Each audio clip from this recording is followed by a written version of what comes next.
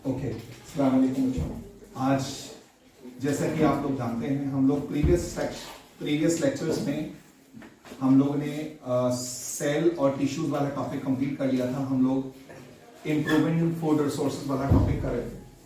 आप बच्चों को बताया था इम्प्रूवमेंट इन फूड रिसोर्सेज का मतलब है कि जो एग्जिस्टिंग हमारे पास एनिमल्स और प्लांट्स को हम खाने के तौर पर फूड के लिए इस्तेमाल करते हैं, उनको किस तरह से बेहतर बनाएं, उनकी प्रोडक्टिविटी को कैसे बेहतर बनाया जा सके, ताकि बढ़ती हुई इंसान की आबादी, इंसान की पॉपुलेशन की फूड की रिक्वायरमेंट पूरी हो सके।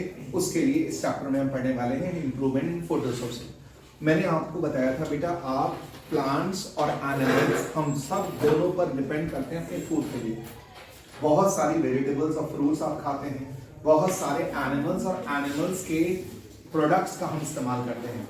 तो प्लांट से तो बहुत सारी चीजें मिलती ही हैं। जैसे प्लांट से आपको खाना तो मिलता ही है, इसके अलावा प्लांट से आपको बहुत सारी दवाइयाँ मिलती हैं। जैसे आपने सुना होगा तुलसी, हल्दी, नीम, ठीक है, इस आंवला, बहुत सारी दवाइयाँ ऐसी हैं। एक नाम सुना होगा आपने जायफल, जावित्री, लौंग, तेज पत्ता, कड़ी पत्ता। ये सारी प्लांट्स वो हैं जिनके अंदर खुदा ने, अल्लाह ताला ने मेडिसिनल प्रॉपर्टीज रखी हैं, जो दवाइयों में भी इस्तेमाल होती हैं। एक नाम सुना होगा अश्वगंधा, मुलेटी। ये सारी प्लांट्स ऐसे हैं जो मेडिसिनल पर्पस के लिए इस्तेमाल होते हैं। इसके अलावा आपका जो पेपर है, जो पेपर आप यूज कर रहे हैं, ये भी पेड़ों से हासिल होता है। यूकलिप्टस नाम का ट्री मैंने आपको बता चुका हूँ, उससे हमें मिलता है। इसके अलावा हमारी बच्चियां अपने हाथों में मेहंदी लगाती हैं, है ना, ये भी आपको प्लांट से मिलता है, उसका नाम है लॉसोनिया इनर्मिस। अपार्ट फ्रॉम दैट बहुत सारे फर्नीचर और बहुत सारी जड़ी बूटियां जो हैं हमें प्लांट से मिलती हैं। तो प्लांट से बहुत सारी मिलती। अब आते हैं एनिमल्स पर। एनिमल से हमें क्या क्या मिलता है? एनिमल से आपको फ्लैश मिलता है, एनिमल से आपको दूध मिलता है, एनिमल से आपको लेदर मिलता है, एनिमल से आपको और क्या मिलता है? क्या मिलता है बताओ? एग मिलता है। एनिमल से आपको और हनी मिलता है, एनिमल से आपको सिल्क मिलता है, एनिमल से आपको और फेदर मिलता है। इसके अलावा एनिमल से और कुछ मिलता है? स्किन के लेदर हो गया। और बताइए और कुछ मिलता है? और मैंने आपको बताया था एक चीज होती है मुश्क। मुश्क की खुशबू जानते हैं? मस्क। तो मैंने कहा था एक डियर होता है मस्क डियर, उसके अंदर से वो खुशबू निकलती है, तो वो भी इस्तेमाल होती है। तो एनिमल से हम होना बहुत सारी चीजों के लिए डिपेंडेंट हैं। एनिमल्स को, जानवरों को हम अपने सामान ढोने के लिए बीस्ट ऑफ बर्डन की तौर पे भी इस्तेमाल करते हैं। एनिमल्स को खाने के लिए भी इस्तेमाल करते हैं। एनिमल्स से बहुत सारी चीजें हासिल करने के लिए भी इस्तेमाल करते हैं। आपको मालूम है बोन चाइना आप यूज करते हैं? वो आपके घर में, आपकी अम्मी घर में बोन चाइना की क्रॉकरी यूज करती होंगी। तो ये बोन चाइना क्या है? ये एनिमल्स के अंदर जो हड्डी का जो चूड़ा होता है, तो उसका इस्तेमाल किया जाता है क्रॉकरी बनाने में। बहुत सारे मालाएं जो होती हैं और तस्बीह के जो दाने होते हैं, वो हड्डी के, जानवरों की हड्डियों से बने होते हैं। तो बहुत सारी चीजें। आइवरी जानते हो? आइवरी, हाथी दांत, जो एलिफेंट टस्क होता है, हाथी दांत से बहुत सारी चीजें बनती हैं। तो इस तरह से एनिमल से हमें बहुत सारी चीजें मिलती हैं। तो मैंने आप बच्चों को प्रीवियस लेक्चर में बताया था एनिमल हस्बेंड्री के बारे में। एनिमल हस्बेंड्री एक ऐसी साइंस है जहां पर हम एनिमल को पालते हैं, एनिमल की केयरिंग करते हैं, उनकी ब्रीडिंग कराते हैं, ताकि उनकी प्रोडक्शन ज्यादा हो सके और उसकी वजह से हमें ज्यादा फूड और दूसरी दीगर जो चीजें हैं वो हमें ज्यादा मिल सके, ज्यादा क्वांटिटी में। क्योंकि इंसान की पॉपुलेशन बढ़ रही है, तो बढ़ती हुई पॉपुलेशन को दूध ज्यादा चाहिए, खाना चाहिए, एग्स की रिक्वायरमेंट ज्यादा बढ़ गई है। तो इसलिए हर चीज को मतलब ह्यूमन पॉपुलेशन की बढ़ती हुई डिमांड को पूरा करने के लिए हमें एनिमल्स का ज्यादा मल्टीप्लिकेशन करना पड़ता है। एनिमल हस्बेंड्री कहते हैं इसको। एनिमल हस्बेंड्री में प्रीवियस क्लास में मैंने आप बच्चों को पहले डेयरी फार्मिंग के बारे में बताया था। डेयरी फार्मिंग का मतलब क्या होता है बच्चों? जब आप एनिमल्स को लाइव स्टॉक एनिमल्स, कैटल को पालते हैं, उनकी ब्रीडिंग कराते हैं, रियरिंग कराते हैं, किस मकसद के लिए? मिल्क और मिल्क प्रोडक्ट्स के लिए। मिल्क और मिल्क प्रोडक्ट्स के लिए जब एनिमल को आप पालते हैं, उनकी ब्रीडिंग कराते हैं, उनका प्रोडक्शन बढ़ाते हैं, इसको कहते हैं डेयरी फार्मिंग। डेयरी फार्मिंग और डेयरी फार्मिंग जहां होती है जिस जगह बहुत सारे जानवरों को पाला जाता है दूध के लिए और दूध के प्रोडक्ट्स के लिए, उसको कहते हैं डेयरी फार्म्स। डेयरी फार्म, अगर मैंने आपको बताया था डेयरी फार्म अगर मुझे खोलना है, मुझे कोई डेयरी फार्म का बिजनेस शुरू करना है, तो मुझे उसके लिए कुछ टेक्निक सीखनी होगी। उसको कहते हैं dairy farm management. Dairy farm management में मुझे सबसे पहले जिन जानवरों को मैं पालने जा रहा हूं उनकी सबसे पहले मुझे उनको लाइफस्टाइल को स्टडी करना पड़ेगा। कितने साल की जिंदगी होती है, कब वो दूध देते हैं, कब वो दूध नहीं देते हैं, कब उनका ग्रोथ पीरियड होता है, कब उनका ब्रीडिंग सीजन होता है, ये सारी बातें मुझे जाननी पड़ेगी अगर मैं डेयरी फार्मिंग करना चाह रहा हूँ। दूसरी बात ये बच्चों, अगर मैं डेयरी फार्मिंग करना चाह रहा हूं तो मैंने आपको बताया था एनिमल्स को पालने के लिए सबसे पहले मुझे जो है ऐसी जगह का इंतखाब करना होगा, ऐसी जगह चूज करनी होगी, ऐसी जगह सेलेक्ट करनी होगी जहां की क्लाइमेटिक कंडीशंस ऑप्टिमम हो। ऑप्टिमम मतलब ना बहुत ज्यादा गर्म हो ना बहुत ज्यादा ठंडी हो, ताकि एनिमल्स को सरवाइव करने में परेशानी ना हो। और हमें क्या करना होगा, अच्छी ब्रीड के, अच्छी क्वालिटी के, अच्छी वैरायटी के एनिमल्स को चूज करना होगा। अच्छी वैरायटी मतलब जो हमारे सबसे पहली बात तो उसकी हाई यील्डिंग वैरायटीज, HYV, यानी ज्यादा ईल्ड हो, दूध ज्यादा देती हो। मैंने आपको कुछ बात बताई थी, इंडिया के अंदर कुछ वैरायटीज के नाम आप लोगों को नाम बताए थे। एक नाम बताया होगा, मर्रा है, साहिवाल है, महसाना है, सूरती है, रेड सिंधी है। ये वो जानवरों की नस्लें बता रहा हूं, ये जानवरों की वो ब्रीड बता रहा हूं जो हिंदुस्तान के अंदर दूध के प्रोडक्शन के लिए इस्तेमाल होती हैं। लेकिन अगर मैंने आपसे कहा कि ये जो इंडिया की जो ब्रीड्स हैं उसके मुकाबले में जो बाहर की, जो स्विट्जरलैंड, डेनमार्क की जो ब्रीड्स हैं जानवरों की, गायें और भैंसों की जो गमल होती हैं, उनकी प्रोडक्शन हमसे कहीं ज्यादा है। तो उसके लिए अगर मैं डेयरी फार्मिंग करना चाहता हूं तो मुझे एक ऑप्शन ये है, या तो मैं एनिमल्स को वहां से इंपोर्ट कर लूं। इंपोर्ट करना मेरे लिए ज्यादा फिजिबल नहीं है। क्यों? क्योंकि एनिमल को हम अगर इंपोर्ट करें तो वहां इंडिया की क्लाइमेटिक कंडीशन आके वो एनिमल झेल नहीं पाएंगे उसको, क्योंकि वहां पर उनको एयर कंडीशन हाउसेस में रखा जाता है। यहाँ की क्लाइमेटिक कंडीशन को मुमकिन है वो अडाप्ट ना कर पाए, जिसकी वजह से यहाँ आकर वो एनिमल्स बीमार पड़ जाएंगे और उनका प्रोडक्शन कम हो जाएगा, तो मुझे कोई फायदा नहीं होगा।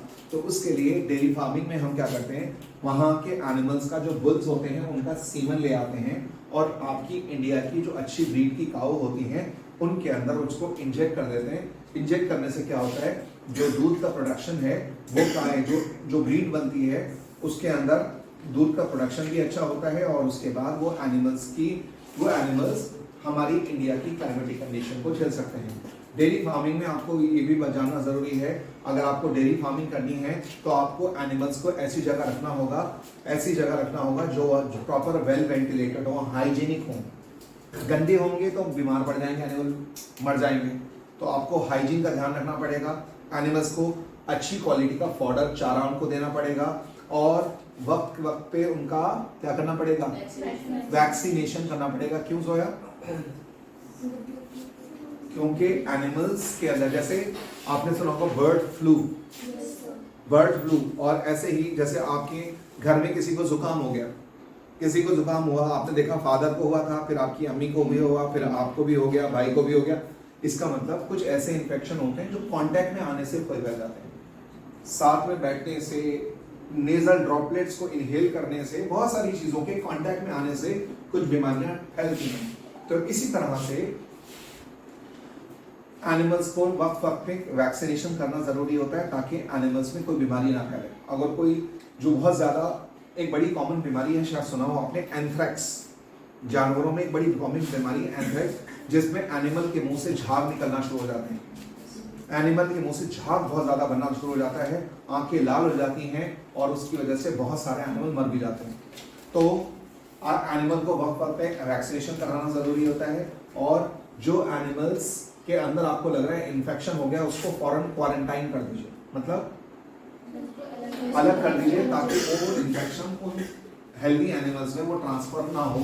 तो ये सारी चीजें मैंने आपको डेयरी फार्मिंग में बता दी थी। डेयरी फार्मिंग के बाद फिर मैंने आप बच्चों को बताया था कि डेयरी फार्मिंग के अंदर इस बात का भी ख्याल रखना पड़ता है, जो जानवरों का जो दूध निकाला जाता है वो दूध को स्टोर कहाँ किया जाए, कैसे किया जाए। दूध निकालने के लिए पहले मैनुअली मिल्किंग होती थी, आजकल ये सारा काम मशीनों से होता है। एनिमल्स का जो मिल्किंग होती है, दूध निकालने का काम जो है वो मिल्क मशीन से होता है। फिर उसके बाद उनका स्टोरेज, आपको डेयरी फार्मिंग करनी है तो आपको ये भी पता होना चाहिए कि उन एनिमल्स का दूध को स्टोर कैसे किया जाए, कितने टेम्परेचर पे किया जाए। और एक वर्ड सुना होगा पैस्चराइजेशन, पैस्चराइज दूध, उसके अंदर जर्म्स को मारने के लिए क्या प्रोसीजर अपनाएंगे आप। और दूध को अगर ट्रांसपोर्ट करना है कई दूसरी जगह पर तो उसको किस तरह से, ये सारी चीजें आपको सीखनी पड़ेगी, तब जाके आप डेयरी फार्मिंग कर पाएंगे। देन उसके बाद मैंने आपको पोल्ट्री फार्मिंग के बारे में बताया था। पोल्ट्री फार्मिंग का मतलब होता है जब हम बर्ड्स को पालते हैं, लार्ज स्केल पे बर्ड्स को कल्चर करते हैं, बर्ड्स की रियरिंग कराते हैं, कल्चरिंग कराते हैं, ताकि हमें ज्यादा लार्ज स्केल में क्या मिल सके, उनसे फ्लैश, उनसे मीट मिल सके, उनसे चिकन मिल सके और अंडे मिल सके। अंडों के लिए और चिकन के लिए ज्यादातर पोल्ट्री फार्मिंग की जाती है। तो पोल्ट्री फार्मिंग जब करते हैं तो उसमें पोल्ट्री फार्म मैनेजमेंट होता है, और पोल्ट्री वो जगह जहां पे वो पोल्ट्री फार्मिंग की जाती है वो पोल्ट्री फार्म्स कहलाते हैं। पोल्ट्री फार्म्स, जानवरों में जैसे एनिमल्स में बीमारी फैलती है, बर्ड्स में भी बीमारी होती है। आपने सुना था ना बर्ड फ्लू, एनिमल में भी फ्लू हो सकता है, बर्ड में भी फ्लू हो सकता है, तो वो ट्रांसफर हो सकता है। तो इस तरह से एनिमल्स को भी वक्त पे वैक्सीनेशन जरूरी होता है। अगर आपने घर में कोई बर्ड पाल रहे हैं तो उनके अंदर आप चाहते हैं वो बर्ड्स को इन्फेक्शन ना हो, तो आपको बर्ड्स को वैक्सीन लगानी होती है। बर्ड्स को टाइम टू टाइम जो है आपको वैक्सीनेशन कराना होता है, अच्छी क्वालिटी का उनको फॉडर देना होता है। मैंने आप बच्चों से ये भी जिक्र किया था, ब्रॉयलर किसे कहते हैं यार, what is broiler? Broiler, not boiler, broiler, BROILER, what is broiler? जी बताइए जी। अच्छा, जिन मुर्गियों को वो क्या कहते हैं, होम स्प्रिंग शायद नाम की, वो इंजेक्ट किया जाता है, इंजेक्शन। चिक्स जो होते हैं, जो अंडों से निकलने वाले जो चूजे होते हैं, उनमें अगर ग्रोथ हार्मोन लगा दिया जाए तो ग्रोथ हार्मोन लगाने से वो वक्त से पहले बड़े हो जाते हैं। 25 से 45 दिन में जाके 1 किलो के हो जाते हैं। नॉर्मल अगर उनको फीड दी जाए और नॉन नेचुरल माहौल में उनको ग्रो किया जाए तो 6 से 7 महीने में जाके वो जो चूजा होता है वो 1 किलो का होता है। लेकिन हम ये ग्रोथ हार्मोन देके उनको वक्त से पहले बड़ा कर देते हैं, बाजार की चिकन डिमांड को पूरा करने के लिए। ऐसे चिकन्स को क्या कहते हैं? Broiler chicken, broiler. तो आजकल पोल्ट्री फार्मिंग में ब्रॉयलर जितने भी बाजार में, मंडी के अंदर और बाजार में जितना भी चिकन का सप्लाई है, वो सारा का सारा चिकन कौन सा है? ब्रॉयलर। ओके बच्चों, एक होता है पिसिकल्चर, PISCICULTURE, पिसिकल्चर। पिसिकल्चर का मतलब होता है मछलियों को पालना, एनिमल्स में पिसिकल्चर मतलब फिशेस को कल्चर करना, फिशेस को पालना। आपको मालूम है इंडिया में बहुत ज्यादा लोग फिशेस कंज्यूम करते हैं, खास तौर पे कोस्टल एरिया में रहने वाले लोगों के अंदर अक्सर वो मछली खाते हैं। मछली, इफ यू कोस्टल एरिया में जाएं, केरला जाएं, आप बंगाल जाएं, कर्नाटका जाएं, बेंगलोर जाएं, तो इसके अंदर वहां पे आप देखेंगे बहुत सारे लोग फिश कंज्यूम करते हैं अपनी डाइट में। ये बताएं बच्चों, एक बीमारी है जिसका नाम होता है गॉइटर, GOITRE, गॉइटर, जिसमें नेक का साइज इंसान का बढ़ जाता है। बच्चों, गॉइटर किन लोगों में होने की प्रोबेबिलिटी ज्यादा होती है? आयोडीन की कमी से होती है। आयोडीन की कमी जिन लोगों में होती है, किन लोगों में आयोडीन की कमी होती है? जो बोलिए, गॉइटर होने की प्रोबेबिलिटी, आयोडीन जिनके अंदर कम हो सकता है। किन लोगों के अंदर आयोडीन कम होगा? हाँ जी, जो लोग सी फूड खाते हैं, समुद्र का फूड, समुद्र की मछली या समुद्र में से निकलने वाला जो नमक होता है, आपके घर में जो नमक आता है वो समुद्र से निकला हुआ नमक होता है। वो जो नमक आप लोग इस्तेमाल करते हैं वो सी का निकलना, तो उसमें आयोडीन होती है।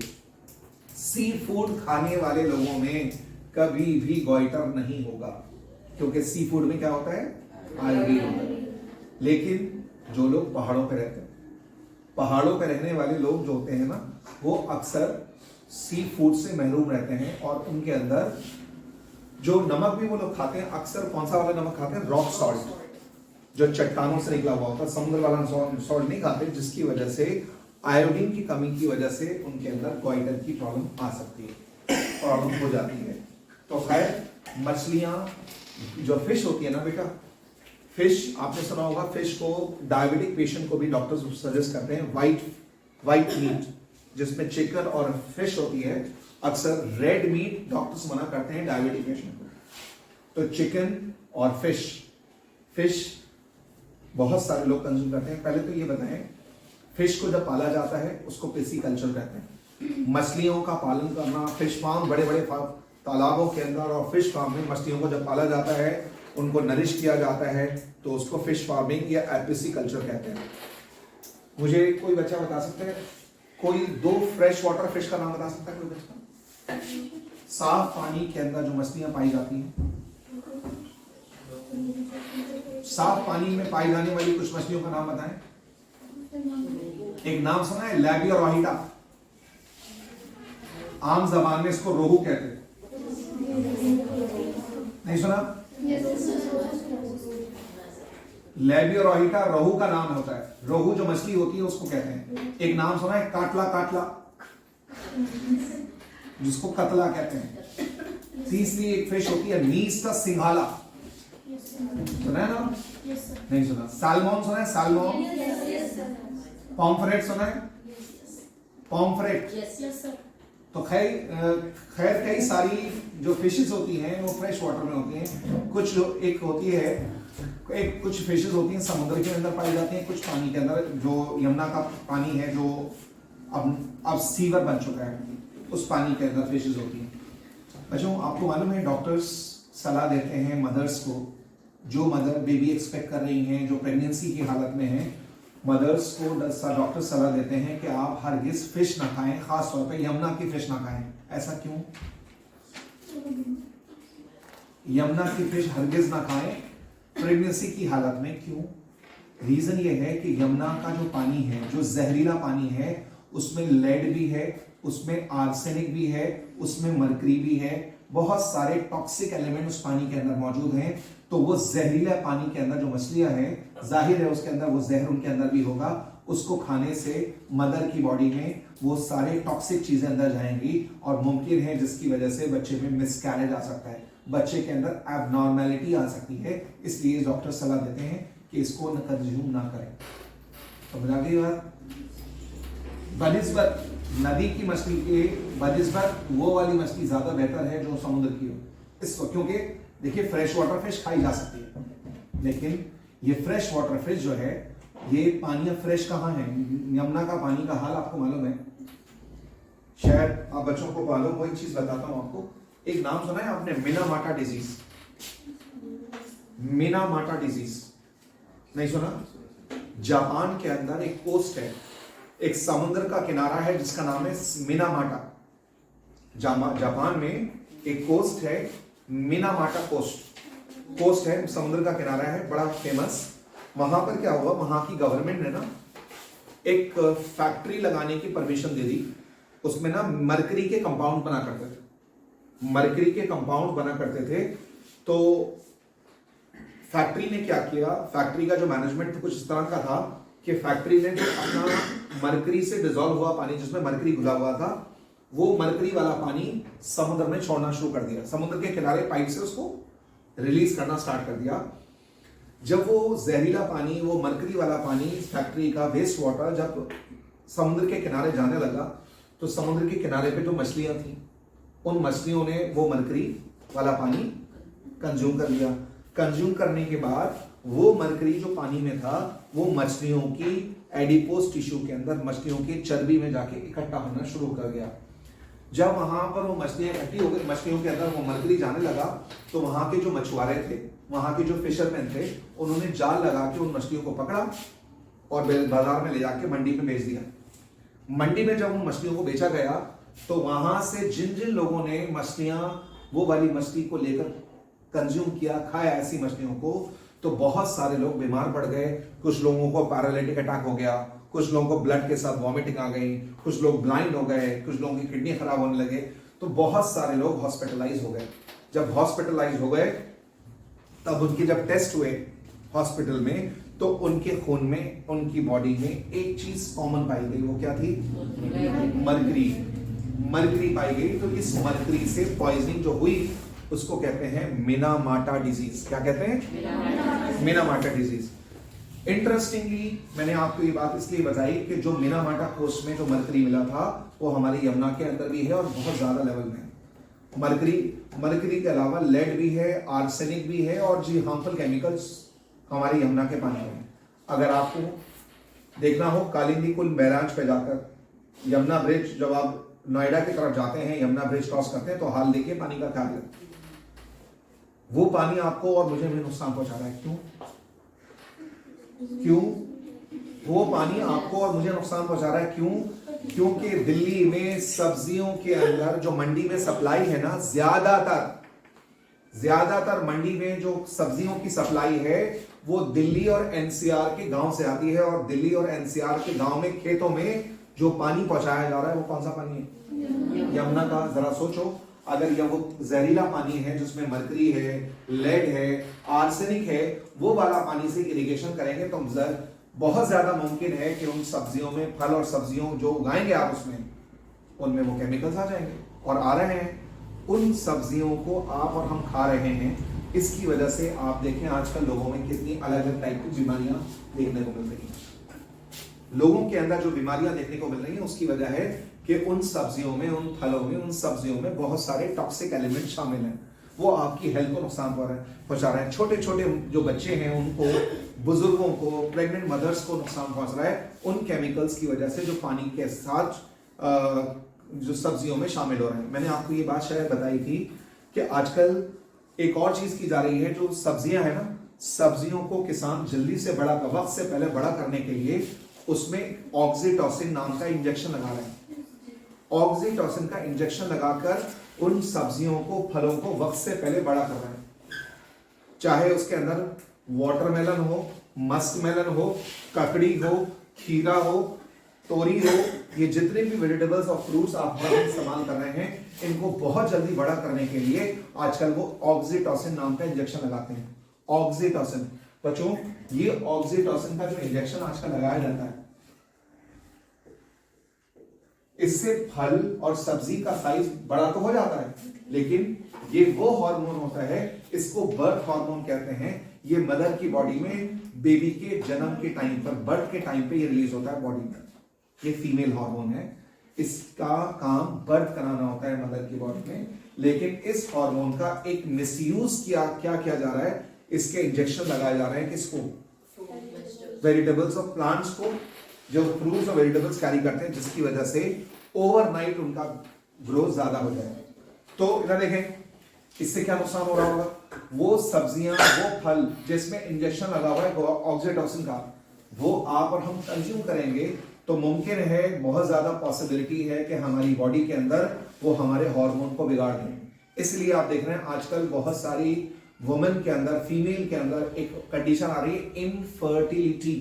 इनफर्टिलिटी का मतलब है एक ऐसी कंडीशन जिसमें कोई इंसान रिप्रोड्यूस ना कर पा रहा। आप इतने सारे आजकल कपल्स आप देखते हैं, जो मैरिड कपल्स हैं, उनकी शादी को टाइम हो जाता है but they are unable to conceive. उसकी एक वजह है उनके बॉडी में इनफर्टिलिटी, उनके हार्मोन बिगड़ रहे हैं। जिसकी एक और शायद मैंने आप बच्चों को बताया हो, डॉक्टर्स का कहना है, डॉक्टर्स ये कह रहे हैं, ऑक्सीटोसिन जिस चीज में शामिल हो, ऑक्सीटोसिन वाला फूड अगर छोटी छोटी बच्चियों को दिया जाए, छोटी छोटी बच्चियां 4 साल की, 5 साल की, अगर उनको ऐसा फूड दिया जाए जिसमें हार्मोन्स हों, तो मुमकिन है उन बच्चियों के अंदर वक्त से पहले पुबर्टी आ जाती है। पुबर्टी मतलब सेक्सुअल मैच्योरिटी। उन बच्चियों में वक्त से पहले मेंस्ट्रुअल साइकिल स्टार्ट हो सकती है। इस कंडीशन को क्या कहते हैं? प्रीकोशियस। इसको प्रीकोशियस पुबर्टी कहते हैं, वक्त से पहले पुबर्टी का आ जाना। खैर, बहरहाल, अच्छा, जिस तरह से मछलियों की मैं बात आपको बता रहा था, मछलियों को जब हम पालते हैं लार्ज स्केल पर, लार्ज स्केल पर मछलियों को पालते हैं, उसको पेसिकल्चर कहते हैं, और इसमें अलग अलग टाइप की फिशेस शामिल हैं। मैंने अभी लविया रोहिटा का आपको एग्जांपल दिया, रोहू जिसे कहते हैं, रोहू मछली है, मीस्टा सिंघाला है, पॉम्फ्रेट है, बहुत सारी मछलियों को पाला। एक नाम सुना है कैटफिश? कैटफिश जानते हैं आप कैटफिश क्या खाती है? हाँ? नहीं, कैटफिश ज्यादातर डेड बॉडीज खाती है, ज्यादातर डेड बॉडीज खाती है कैटफिश। दूसरी बात, अभी देखा था ना आपने, जब अभी कोरोना के पीरियड के टाइम पर बहुत सारे लोगों की जब जान गई थी तो कब्रिस्तान में जगह नहीं, शमशान घाट पे लाइन लगी हुई थी, तो लोगों ने क्या करना शुरू कर दिया था, डेड बॉडीज को पानी के अंदर डालना स्टार्ट किया था। अच्छा, तो बहरहाल अब मैंने आपको ये बता रहा था कि फिशेस हम लोग कंज्यूम तो करते हैं, फिशेस को पालते हैं, लेकिन कौन कौन से फिशेस को पाला जा सकता है? कुछ जो होती हैं फ्रेश वाटर फिश होती हैं, कुछ समुद्र की मछलियाँ होती हैं, लैबियो रोहिटा है, कटला है, मीस्टा सिंघाला है, ये सारे फिशेस को पाला जाता है। लेकिन जब फिशेस के अंदर वो जहरीले केमिकल्स शामिल होंगे तो वो आपकी हेल्थ को नुकसान पहुंचाते हैं। किसी बच्चे को मालूम है एक डिजीज होती है इटाई डिजीज, जिसको आउच सिंड्रोम कहते हैं, मालूम है किसी को?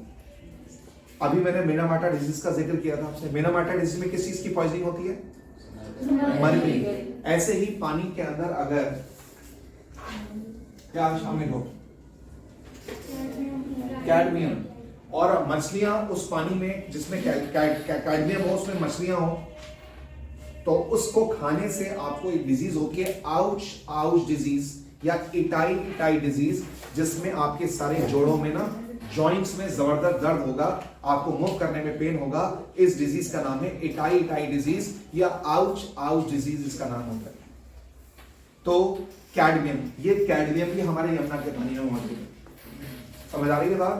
तो जो अलग अलग एलिमेंट्स है, पिसिकल्चर हम करते हो सकते हैं। तो पिसिकल्चर अगर आपको करना है, फिशेस को पालना है, तो फिशेस के लिए कल्चर करने के लिए आपको एक ऐसा ऐसी जगह चाहिए, ऐसा वाटर बॉडी जहां साफ सुथरा पानी हो। ये यहाँ पे फिश से रिगार्डिंग एक बात याद आई तो बताता चलो। बच्चों इधर देखें, आप कभी जामा मस्जिद गए हो या किसी बड़ी बड़ी पुरानी जो मुगल एरा की मस्जिदें होती हैं, उसमें पानी में वहाँ बीच में मस्जिद में हौज होता है जहाँ पे वुजू किया जाता है। उन हौज में अक्सर कुछ मछलियां डाली जाती हैं। तो कोई मुझे बता सकता है कि मछलियां डालने की क्या वजह होती है, क्यों डालते हैं मछलियां? एक फिश होती है जिसका नाम होता है ये वाली, अक्सर ये वाली फिश डाल दी जाती है, इसका नाम है ये कौन सी, गैम्बोजिया नाम की फिश होती है। ये मच्छर के लार्वा को खा जाती है, मच्छर की ब्रीडिंग नहीं होने देती। अगर उस पानी के अंदर आप ये वाली फिश डाल देते हैं तो ये मच्छर पानी के अंदर मच्छर पैदा नहीं होने देती, मच्छर के लार्वा को खत्म कर देती है, उसको साफ कर देती है। तो पानी को साफ रखने में मदद करती है ये मछली।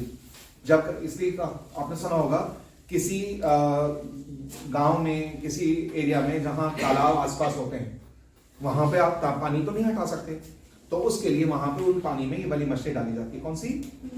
गम्बोजिया एक फिश है जो पानी के अंदर लार्वा को साफ कर देती है। अब मुझे एक बात का जवाब दो, ये फिश है, ये पानी के अंदर मच्छर के लार्वा खाती है, लेकिन फिशेस अपना यूरिन तो निकालती होंगी, फिशेस में से यूरिन निकलता होगा। फिशेस का जो यूरिन निकलता है, फिशेस के यूरिन में ना एक चीज होती है अमोनिया, फिशेस के यूरिन में अमोनिया है। तो वो जब फिशेस अपना यूरिन निकालती होंगी तो आपको नहीं लगता वो पानी नापाक हो गया, गंदा हो गया? उस पानी से आप वुजू कैसे कर सकते हैं बताएं? फिर ये बात लोग नहीं सोचते। हौज में आपने मछली डाल दी, चलिए ठीक है, मच्छर पैदा नहीं हो रहे, लेकिन फिशेस यूरिन में तो निकाल देंगे अपना, उसमें अमोनिया है, वो फिशेस का यूरिन है, तो वो पानी गंदा हो गया, नापाक हो गया, उससे आप वुजू कैसे कर सकते हैं बताएं? उसकी वजह यह है पानी के अंदर ना जो अमोनिया होता है, फिशेस जो अमोनिया निकालती है, खुदा ने उसके लिए एक बैक्टीरिया रखा है पानी के अंदर, इसका नाम ये होता है,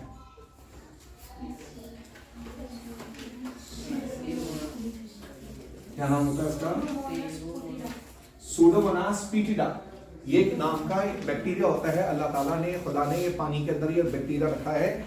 ये इसके अंदर ये सलाहियत है, ये पानी के अंदर जो अमोनिया है उसको डिग्रेड करके वापस रिलीज कर देता है, छोड़ देता है किस फॉर्म में? नाइट्रोजन गैस में। कुछ बैक्टीरिया होते हैं जो हवा में से नाइट्रोजन को लेके अमोनिया में, नाइट्रेट में कन्वर्ट करते हैं, उसको कहते हैं नाइट्रिफिकेशन। लेकिन ये बैक्टीरिया क्या करता है? डीनाइट्रिफिकेशन करता है, जो पानी में अमोनिया बनता है उसको वापस किस में कन्वर्ट कर देता है? नाइट्रोजन गैस में, जिसकी वजह से पानी में गंदगी नहीं होती, पानी में वो पानी गंदा नहीं होता, नापाक नहीं होता। बात समझ आई?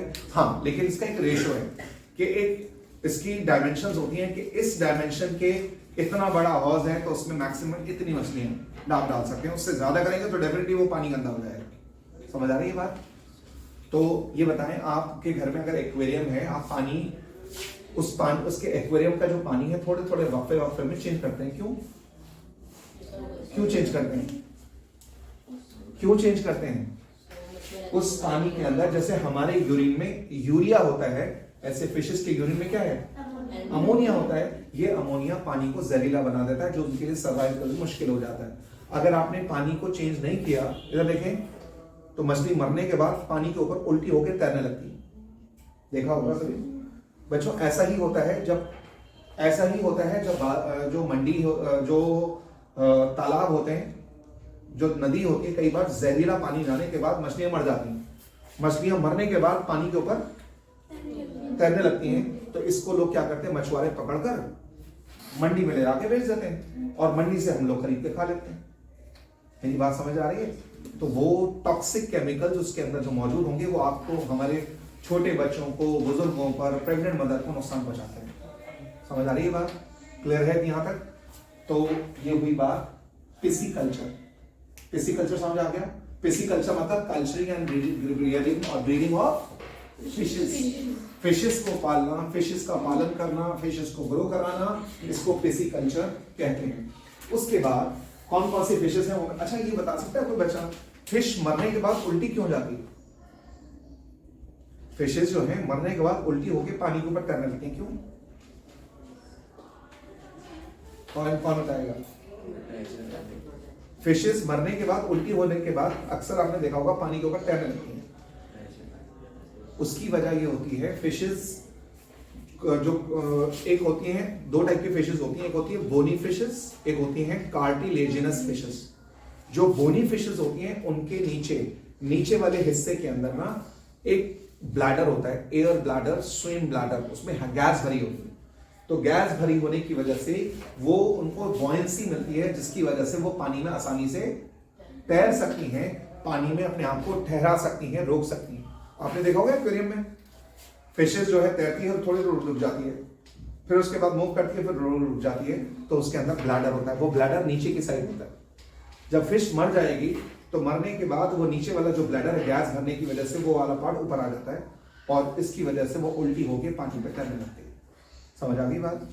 ये हुई बात पिसिकल्चर की। बच्चों, इसके अलावा एक और प्रोसीजर है जो आपके सिलेबस में है, वो है क्या? एपीकल्चर। एपीकल्चर का मतलब क्या है? एपीकल्चर